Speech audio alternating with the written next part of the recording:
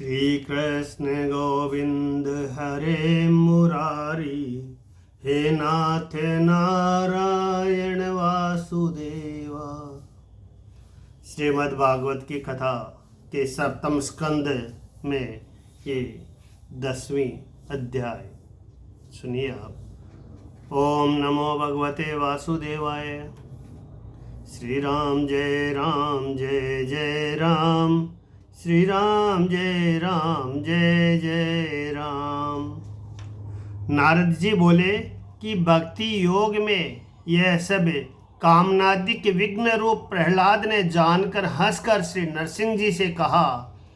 प्रहलाद बोले कि मैं जन्म जन्मों से वरदान का फल जान रहा हूँ कि यह विषय का मूल है और आज तक वरदान रूप विषयों में आसक्त हूँ, और मुझको वरदान का लोभ दिखाकर मत लुभाओ। विषयों के संसार से तो मैं अत्यंत डरा हुआ हूँ। मुक्ति की कामना कर आपकी शरण आया हूँ।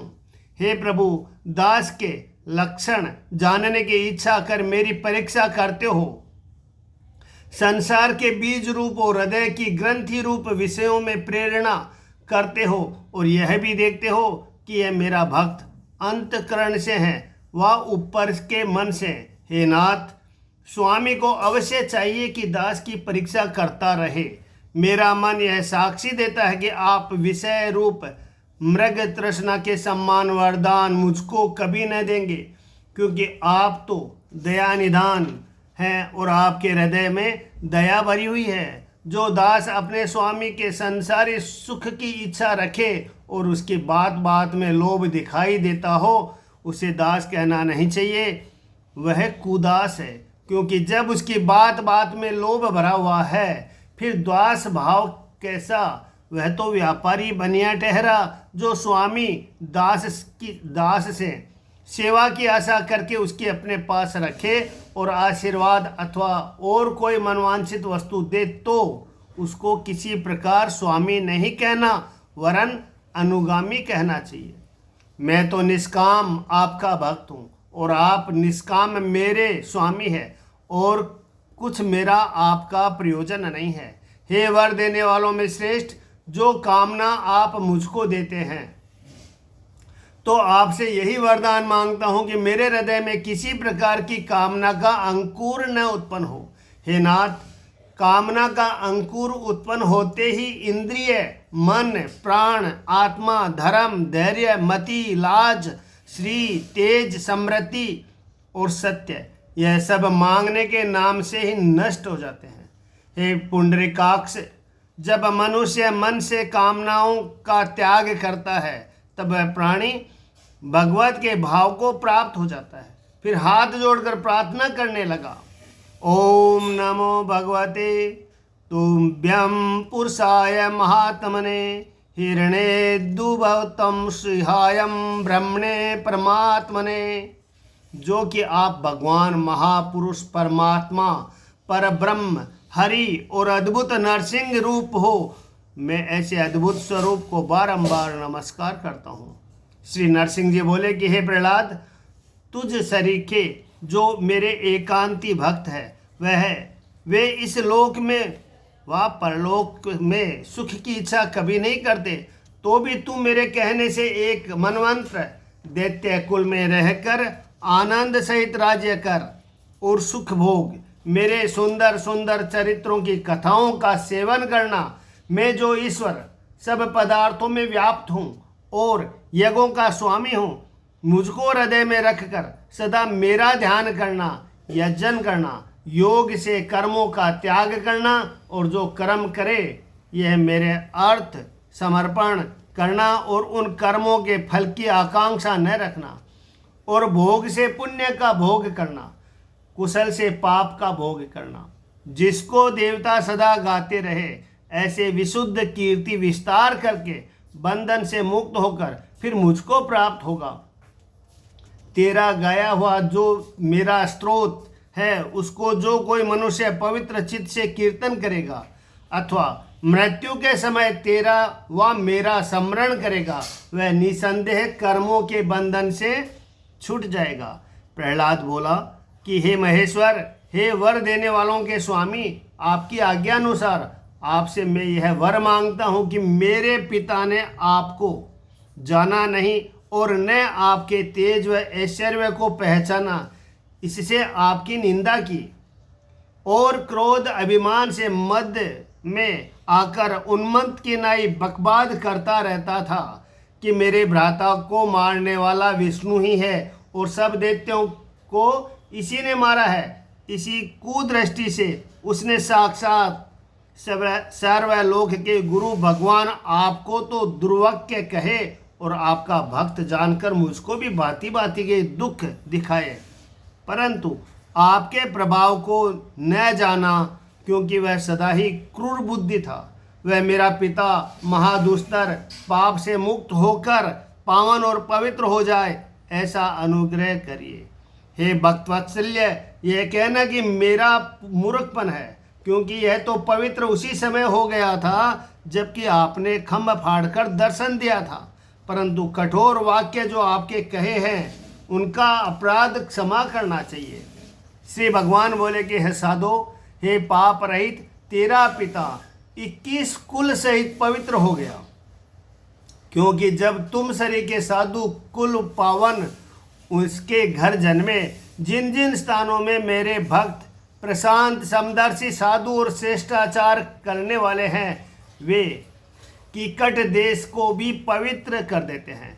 हे दैत्येंद्र, जो लोग किसी जीव की हिंसा नहीं करते और छोटी मोटी जीवों को मेरे भाव से चाहते हैं, उनको किसी प्रकार की इच्छा नहीं होती।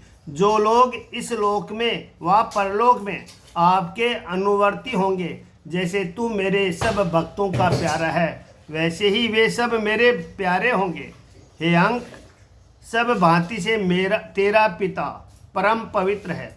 उनका तू मृतक कर्म कर, एक तो इसका मेरे अंग से स्पर्श हो गया, दूसरे इसके तेरे समान सुपुत्र का होना, फिर इसके स्वर्ग जाने में क्या संदेह है। हे तात, ब्रह्मवादी लोग जिस प्रकार समृतिज्ञों में आज्ञा कर गए हैं, वैसे ही मुझ पर आसक्त होकर सब कर्म कर और मेरे चरणों में मन लगाकर पिता के सिंहासन पर बैठकर राज्य कर। श्री नारद जी बोले कि हे महाराज, जो जो पिता के मृतक क्रिया थी वह सब प्रहलाद ने की। फिर जैसे भगवान ने कहा, पीछे ब्राह्मणों ने विधि पूर्वक उसका अभिषेक किया। अपने ऊपर प्रसन्न जानकर सुमुख श्री नरसिंह भगवान को पवित्र वाणी से स्तुति कर सब देवताओं का साथ ले चतुरानंद ब्रह्मा जी कहने लगे, हे देवदेव, हे अखिलाध्यक्ष, हे भूत भवन, हे पूर्वज, सर्वलोक संतापी पापी असुर का आपने वध किया, यह बड़ा मंगल हुआ। एक तो इसने यह वर मुझसे मांग लिया था कि आपकी ब्रह्मा की सृष्टि में मैं किसी से न मरूं। दूसरी, तप योग के प्रभाव से ऐसा उन्मत्त हो गया था कि सब वेदों का नाश कर दिया था। सबसे उत्तम काम तो यह आपने किया कि परम भगवत महासाधु उसके छोटे सुत को मृत्यु के मुख से आपने बचाया, और बहुत ही अच्छा किया कि जो इसके पुत्र प्रहलाद को आपने अपनी शरण में रख लिया। हे भगवान, इस आपके नरसिंह अवतार का सावधान होकर जो ध्यान करे तो मृत्यु के और सब प्रकार के त्रास से मुक्ति पाएगा। श्री नरसिंह जी बोले कि हे चतुरानंद, ऐसा वर राक्षसों को मत दिया करो, क्योंकि क्रूर स्वभाव वाले के वर भी सब उल्टे हो जाते हैं। जैसे सर्प को दूध पिलाने से दूना विष बढ़ता है। नारद जी बोले कि हे महाराज युधिष्ठिर जी, ब्रह्मा जी से ये बात कहकर और उनकी पूजा स्वीकार कर सब लोगों के देखते देखते संपूर्ण भूतों को अदृश्य ब्रह्मा जी के पूजे हुए श्री नरसिंह भगवान अंतर्ध्यान हो गए। यहाँ पर एक लेख है कि ब्रह्मा जी ने कहा कि सबका मोक्ष कर दो तो अच्छा है। नरसिंह भगवान बोले कि जो कोई अपना मोक्ष न चाहे तो उसका मोक्ष हम कैसे कर दें। जिसको मोक्ष की इच्छा हो उसको हमारे पास लाओ। ब्रह्मा जी नगर में गए और जाकर देखा कि बड़ा भारी सेठ गद्दी पर बैठा है। और चारों ओर आसन्नी उसके हाथ जोड़े बैठे हैं। ब्रह्मा जी ने कहा, हे सेठ जी, बैकुंठ में चलने का यह समय अच्छा है और इसके बराबर और कोई दूसरा लाभ नहीं है, क्योंकि अच्छे से अच्छे तो भोजन जीवने को मिलेंगे और दिन रात भगवान के सम्मुख रहना होगा। सब देवताओं से रीति प्रीति रहेगी। सेठ जी बोले कि मैं बैकुंठ को कभी नहीं जाऊंगा, क्योंकि एक तो बैकुंठ पराया गांव, दूसरे दिन रात सामने खड़ी रहने की नौकरी, तीसरे नए लोगों से मेल करना। मुझको ऐसे बैकुंठ में जाने की आवश्यकता नहीं।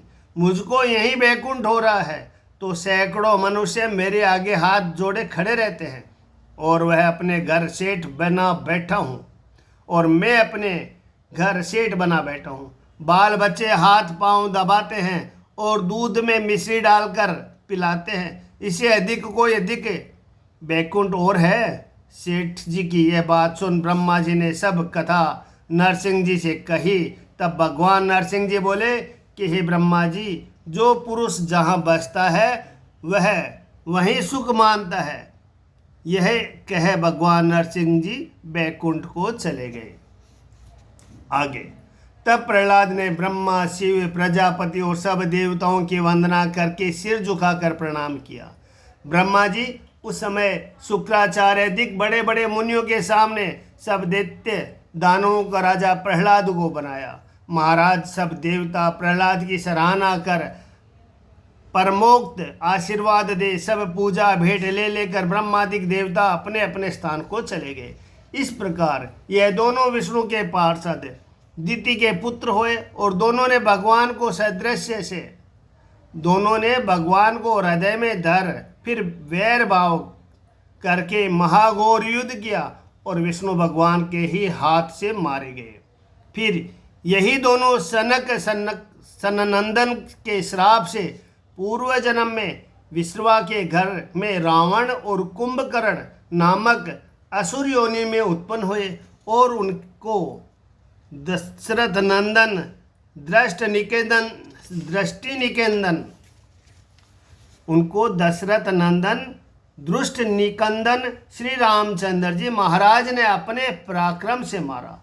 जब रामचंद्र जी के तीक्ष्ण बाणों से उन दोनों का हृदय विदरण हो गया और युद्ध स्थल में सहन करने लगे, तब पिछले जन्म के तुल्य श्री रघुनाथ जी के चरणाविंद का स्मरण करके उनके चित्त में बना रहा और उसी समय दोनों ने देह त्याग दिया।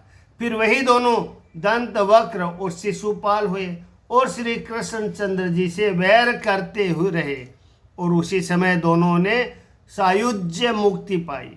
श्री कृष्णचंद्र जी ने वैर करने वाले जो राजा थे और दिन रात भगवान की निंदा करते रहते थे, परंतु हृदय से ध्यान नहीं विसारते थे, उसी ध्यान के प्रभाव से सब मुक्त हो गए। जैसे भृंगी कीड़े के ध्यान से और दूसरा कीड़ा भी भृंगी के समान हो जाता है। भगवान से अभेद दृष्टि रखने से भक्तों को जो जो परम पदवी मिलती है, ऐसी ही शिशुपाल आदिकों ने भगवान का चिंतन करके परम गति पाई। जो जो इतिहास आपने मुझसे पूछे वह सब मैंने आपको सामने कहे। दम घोष के पुत्र शिशुपालादिक ने जिस प्रकार श्री कृष्णचंद्र जी से वैर करके मोक्ष पाई, महात्मा ब्रह्मण्य देव श्री कृष्णचंद्र भगवान के पुण्य रूप अवतार की कथा कही कि जिससे आदिदैत्य हिरण्याक्ष और हिरण्यकशिपु के मारने का वृत्तांत है। भगवत भक्त प्रहलाद का चरित्र वह हरि की भक्ति, ज्ञान, वैराग्य, लक्षण और विरक्त भाव और त्रिगुणपति भगवान का तत्व, सर्ग स्थित संहार के स्वामी के गुण और कर्मों का अनुवर्णन पर अवर स्थानों का काल में महान नाश हो जाता है। भागवतों का धर्म जिससे भगवान का निरूपण हो और उनकी प्राप्ति हो। इसी आख्यान में हमने संपूर्णता से अध्यात्म ज्ञान पूर्ण रीति से दर्शा दिया। जो कोई इन पूर्ण रूप कथाओं का कीर्तन करे और श्रद्धा से सुने कि जो विष्णु भगवान के वीर्य से संवर्धित है, वह पुरुष सब कर्म के बंधनों से छूट जाएगा। जो पुरुष आदि पुरुष भगवान कि नरसिंह लीला को और हिरण्यकश्यप वध के चरित्र को सावधान होकर पढ़ेगा, महात्मा जनों में श्रेष्ठ प्रहलाद के पवित्र चरित्र को सुनेगा, वह निसंदेह परम पदवी को प्राप्त होगा और किसी प्रकार का भय नहीं दिखेगा। इस मृत्यु लोक में आजकल तुम बड़े बड़भागी हो कि त्रिलोकी के पवित्र करने वाले मुनिजन आपके यहाँ आते हैं और आपके घर में साक्षात नाराकार रूप धर श्री कृष्ण परब्रह्म निवास करते हैं। श्री कृष्ण परमत्व स्वरूप है, ईश्वर है, परात्पर है, श्रीमन नारायण है, यही सर्वेश्वर है, अविनाशी है, निरंजन है, निराकार है, गोपी जन मनमोहन, भक्तवत्सल्य है, सर्वोपश्य है, जगदीश्वर है, प्रभु है, परब्रह्म है, निरही है, निष्कलंक है, हृदय अदृश्य है परंतु भक्तों को दृश्य है। नारद जी बोले कि यह श्री कृष्ण वही परब्रह्म है जो महात्मा जनों के ढूंढने योग्य केवल्य मोक्ष सुख का अनुभव करने वाले प्यारे सुदृश्य है।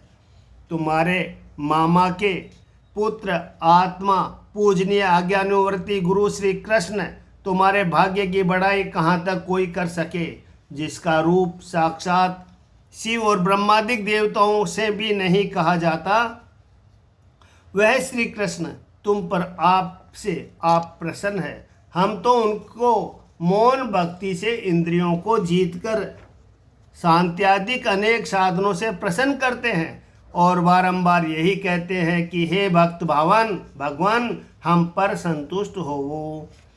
हे राजन, पहले रुद्रदेव के यश को अनंत मायावी मय दैत्य ने नष्ट भ्रष्ट कर दिया था। तब इन्हीं श्री कृष्ण ने सहायता करके महादेव जी के यश का विस्तार किया था। युधिष्ठिर जी बोले कि काल मूर्ति त्रिकालज्ञ भूतेश्वर महादेव जी के यश को किस प्रकार मायावी मय दैत्य ने नष्ट भ्रष्ट कर दिया था और कैसे उनके यश का श्री कृष्ण ने विस्तार किया, वह हमसे कहो। नारद जी बोले कि एक समय देवताओं ने विष्णु भगवान की सहायता से संग्राम में उत्तम उपाय करके सब असुरों को जीता। तब सब असुर मायावियों का परम आचार्य मय दैत्य जो महाबलशाली और परम चतुर था उसकी शरण गए। इस महापुरुषार्थी मय दैत्य ने 3 पुर सोने चांदी लोहे के ऐसे कठिन बनाए कि उनके आने जाने का मार्ग कोई नहीं जान सकता था और उसकी ऐसी कठिन सामग्री थी कि किसी को सामर्थ्य नहीं जो उनका उपाय कर सके। हे नृपभूषण, उन पुरों से उन गांवों से असुर सेनापति ने ईश्वर से त्रिलोकी के विनाश करने की इच्छा की और अलक्षित होकर पहले वैर का स्मरण किया। तब सब लोकपाल और प्रजागण मिलकर शिवजी के समीप गए और विनय पूर्वक हाथ जोड़कर बोले कि हे विभो, हे देव, हमारी रक्षा करो। त्रिपुरासुर के पुर में रहने वाले दैत्य हम लोगों का नाश किए डालते हैं। तब सर्वसमर्थ शिव जी ने लोकपालों पर दया करके उनको धैर्य दिया और कहा, डरो मत, हम तुमको अभय किए देते हैं।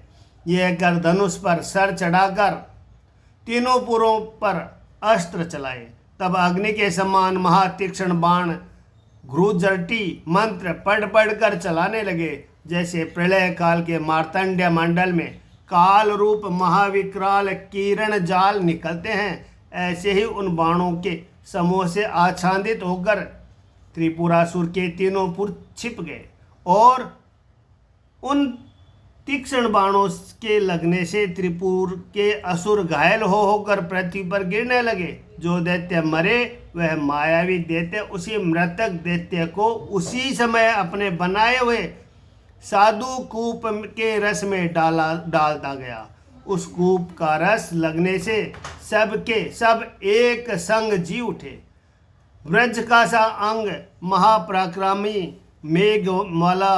मेघमाला के समान गर्जनने वाले काल वर्ण बिजली के सदृश है, तेज कांति वाले मानो अग्नि की लपेट से जहाँ तहाँ निकलने लगी। इस आश्चर्यमय कौतुक को देख शिव जी ने अपने मन में बहुत उदास हुए कि आज हमारे संकल्प भंग हुआ, अब क्या उपाय किया जाए। मन ही मन में यह कहकर भगवान का ध्यान करने लगे। शिव जी को दुखी देख उसी समय इन श्री कृष्ण चंद्र आनंद कंद ने आकर सहायता की और एक अद्भुत उपाय किया। ब्रह्मा जी को वत्स बनाया और आपने अपना गो रूप धारण किया। इधर उधर धूमधाम अवसर पाकर सहज में त्रिपुर के भीतर घुस गए और अमृतमय कूप को रस पीना आरंभ किया। यद्यपि असुर ने इनको अमृत पीता हुआ देख भी लिया, परंतु भगवान की मन मोहिनी माया से मोहित हो ऐसे बेसुध हुए कि किसी ने उनको नहीं रोका। जब सुधा कूप की सुधा सब चूक गई, तब रसकूप के रखने वाले दैत्य अत्यंत शोकाकुल हो घबराने लगे। उस समय धैर्यवान संज्ञान में दैत्य ने इसको देवगति जान उन दैत्यों से कहा कि क्यों वृथा शोक करते हो। हे शोक पीड़ितों, देवगति का स्मरण करो। देवता असुर नर किन्नर कोई क्यों न हो, अपने आत्मा को और दूसरे को देव की गति से कोई नहीं बचा सकता। जो भाग्य में लिखा है उसका कोई मिटाने वाला नहीं। इसके बाद विष्णु भगवान ने अपनी शक्तियों से शिवजी की साग्रामिक सामग्री प्रस्तुत की। उस समय विष्णु भगवान ने अपनी धर्म ज्ञान विरक्त रिद्धि सिद्धि तप विद्या और क्रियादिक शक्ति से शिवजी ने संग्राम के लिए रथ सुत ध्वज अश्व धनुष कवच और सर आदि जो सामग्रियां चाहिए वह सब समंगाई। फिर महादेव जी कटिबद्ध हुए और धनुष्मान हाथ में लेकर रथ पर बैठे। हे नरेश, फिर तो शिवजी ने धनुष पर सरसंघान कर उस बाण से अभिजीत मुहूर्त में उन दुर्व्यपुरों को भस्म कर दिया। जब तीनों पुर भस्म हो गए, तब सुरपुर में दुंदुभी बाजे बजने लगे। सैकड़ों विमान आकाश में आकर छा गए। देवता ऋषि पितर और सिद्धेश जय जय शब्द पुकार कर पुष्पों की वर्षा करने लगे।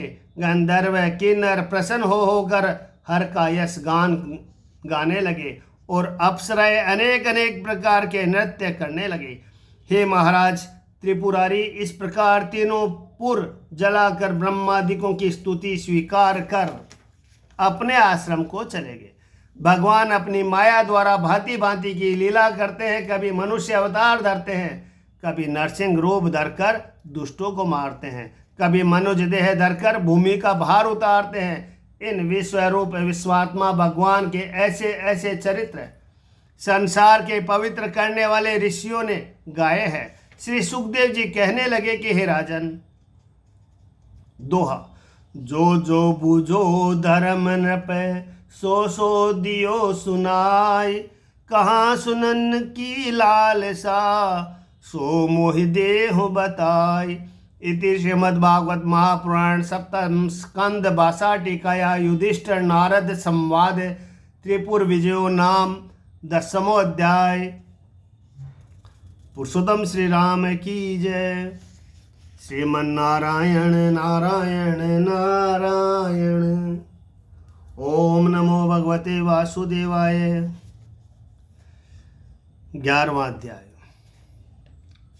श्री सुखदेव जी बोले कि हे कुरुकुल भूषण, साधु सभा में जिसने प्रशंसा पाई ऐसा चरित्र सुनकर महात्माओं में अग्रणी भगवत में जिनकी आत्मा व युधिष्ठिर जी प्रहलाद चरित्र सुनकर अत्यंत प्रसन्न हो, फिर नारद जी से पूछने लगे। युधिष्ठिर जी बोले कि हे भगवान, मनुष्यों के सनातन से जो धर्म चले आए हैं उन धर्मों को सुनने की मेरी अभिलाषा है। वर्ण व आश्रम के आचार से यह पुरुष परमेश्वर को प्राप्त होता है। हे ब्राह्मण, साक्षात प्रजापति के सब पुत्रों में आप तप योग समाधि करके बड़े प्यारे पुत्र हो। जो ब्राह्मण आपके समान नारायण परायण है और परम गुप्त धर्म को जानते हैं, वह दयालु साधु शांत रूप तुम्हारे सदृश है, वैसे और दूसरे नहीं।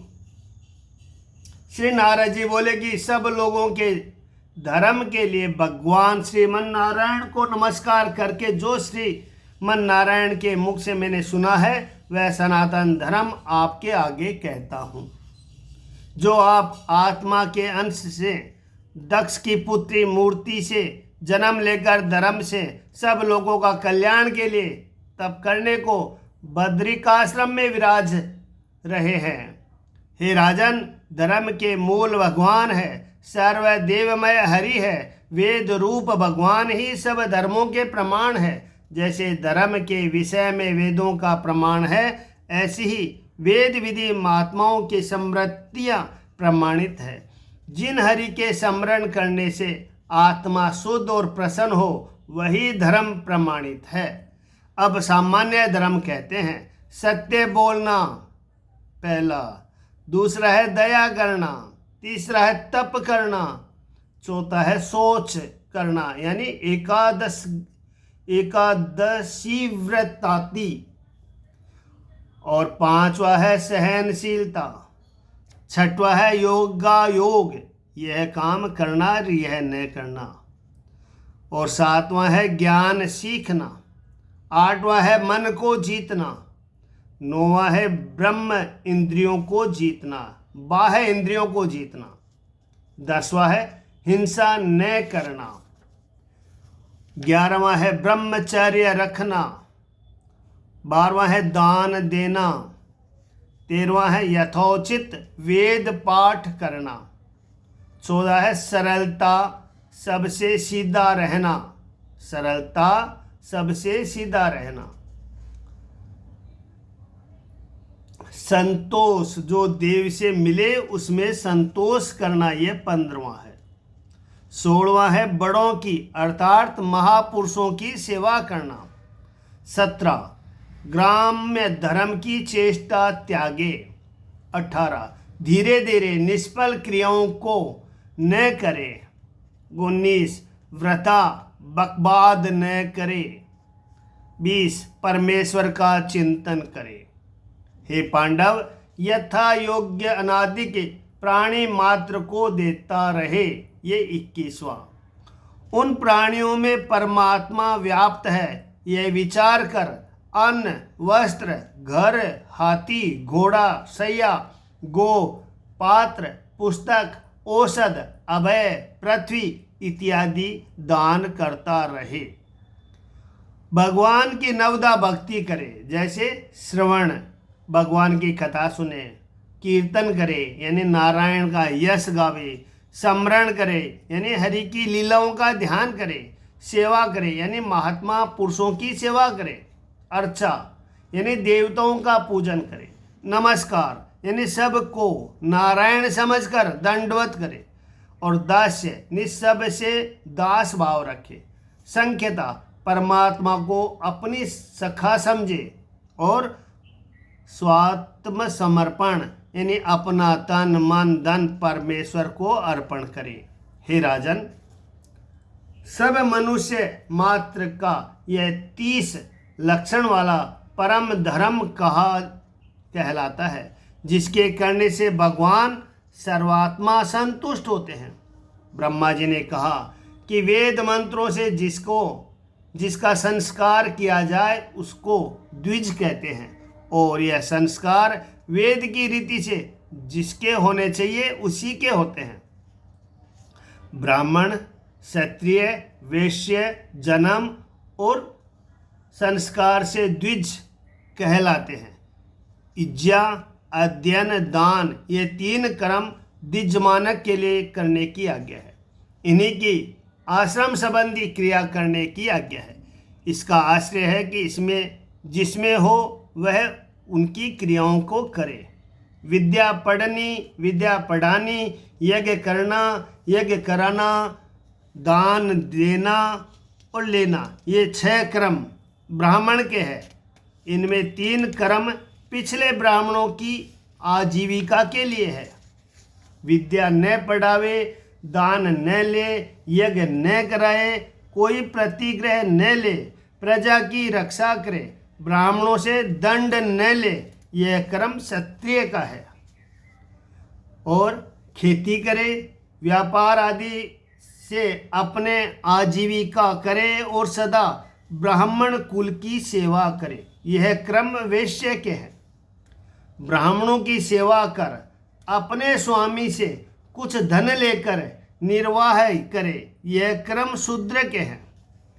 खेत से वृत्ति से बिना मांगे प्राप्त हो उस धन से प्रतिदिन भिक्षा मांग कर लाना और सिलोचन अर्थात खेत काटने के समय जो अन्न खेत में गिर पड़े उसको बीन कर लाना, बाजार में बिखरा पड़ा हुआ अन्न उठा लाना, यह 4 वृत्ति ब्राह्मण आपत्ति काल में करे और इनमें उत्तरोक्त श्रेष्ठ है। नीच वृत्ति क्षत्रिय न करे। जब कोई महाविपत्ति ही आ जाए तो भले ही क्षत्रिय नीच वृत्ति को करे। ऋतु से, अमृत से, मृत से, प्रमृत से वा सत्यानृत से अपना निर्वाह करना चाहिए, परंतु स्वान वृत्ति से आजीविका करनी अच्छी नहीं है। खेत में अथवा हाट में स्वामी जो धन अपनी इच्छा से छोड़ दे उसको बीन लाना, उसका नाम है रत्य। बिना मांगे मिले उस धन का नाम है अमृत। और नित्य प्रति भिक्षा मांग कर लाना, इसका नाम है मृत। किसानी आदि वृत्ति करे, इसका नाम है प्रमृत। और व्यापारादिक का नाम सत्यानृत है। आपसे नीच वृत्ति वाले की सेवा करनी, यह स्वान वृत्ति है। ब्राह्मण और क्षत्रिय को इस निंदनीय स्वान वृत्ति का सदा त्याग करना चाहिए, क्योंकि ब्राह्मण तो सर्व वेदमय है और क्षत्रिय सर्व देवमय है।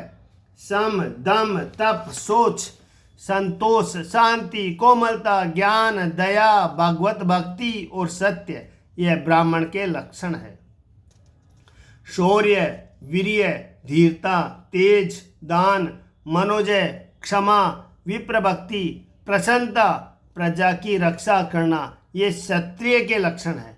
देव भक्ति, गुरु भक्ति, ईश्वर भक्ति, धर्म वृद्धि, धन वृद्धि, सुख वृद्धि, आस्तिक रहना, नित्य उद्यम करना और निपुणता, यह वैश्य के लक्षण है।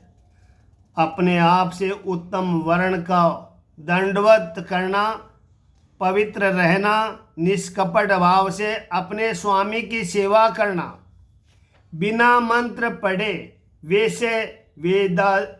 वैश्य देवादि पंच यज्ञ करना, चोरी न करना, सत्य बोलना और गो ब्राह्मण की टहली करनी, ये शूद्र के लक्षण है।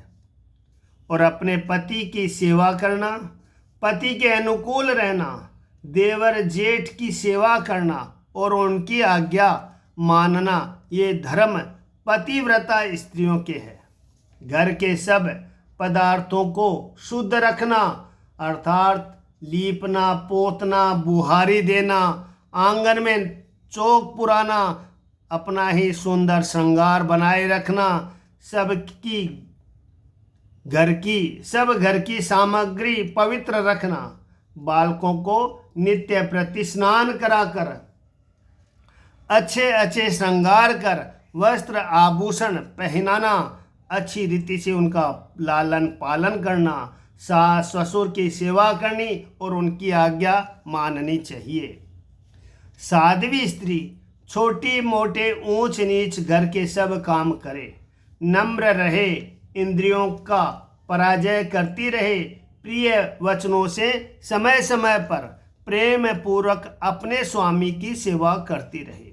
जो कुछ भाग्य से प्राप्त हो जाए उसी पर संतोष रखे, भोगों में लोलुपता न करे, आलस्य न रखे, सत्य बोले, मदान्ध न रहे, पवित्र रहे, मधुर वचन बोले, अपतित पति की सेवा करे और उससे स्नेह रखे। जो स्त्री पति को हरिभाव करके लक्ष्मी के समान अपने पति को परमेश्वर समझकर उसकी सेवा करे, वही स्त्री विष्णु रूप अपने पति के संग लक्ष्मी के सदृश है। विष्णु लोक में आनंद सहित अपने पति के सम्मुख बैठी पति का मुख ताकती रहती है कि न जाने किस समय क्या आज्ञा करे।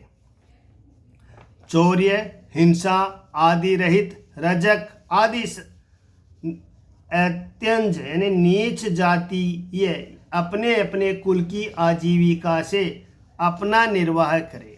हे राजन, बहुधा बहुत धर्म ऐसे हैं कि युग युग में मनुष्य के स्वभाव के सम्मान होते हैं। यह वेद पुरुष भगवान ने कहा। पराये धर्म के अनुसार अपना धर्म नीच भी हो तो भी वही धर्म अपने लिए सुखदायक है। जो धर्म शास्त्र के वेताओं ने कहा वही धर्म इस लोक और परलोक में सुख को देने वाला है।